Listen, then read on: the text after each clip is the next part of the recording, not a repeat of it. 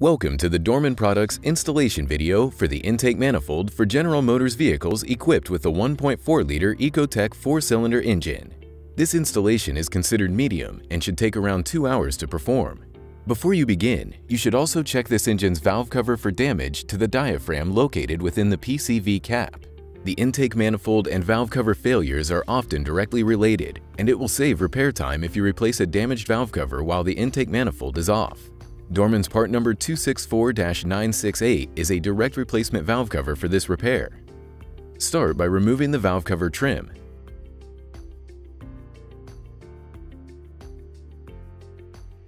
On the back side of the engine, disconnect the fuel supply line, the wiring harness for the turbocharger wastegate solenoid valve, and the connections for the evap purge valve and other components, moving the harness out of the way for clearance.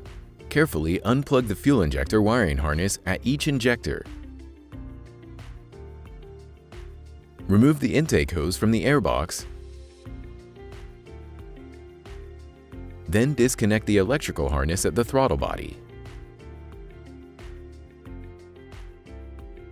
Remove the bolts securing the intake manifold to the cylinder head.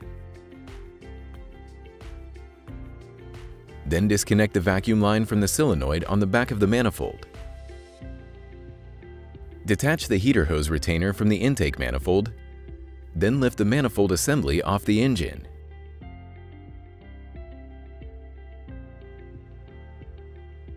Unbolt the throttle body from the intake manifold.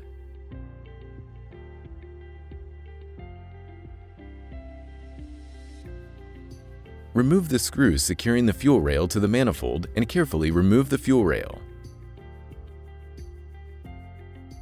Remove the map sensor from the original manifold and transfer it to the new one. Connect its vacuum lines in place. While the injectors are out, remove the old O-rings and replace them with new ones included in the kit.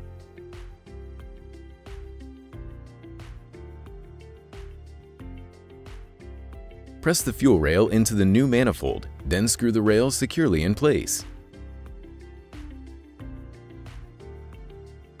Reinstall the throttle body using the new gasket provided. Install the new manifold, starting each of the bolts by hand before torquing them to factory specs. Reassemble the rest of the components in the reverse order of disassembly, making sure to double-check all electrical and mechanical fittings before starting the vehicle.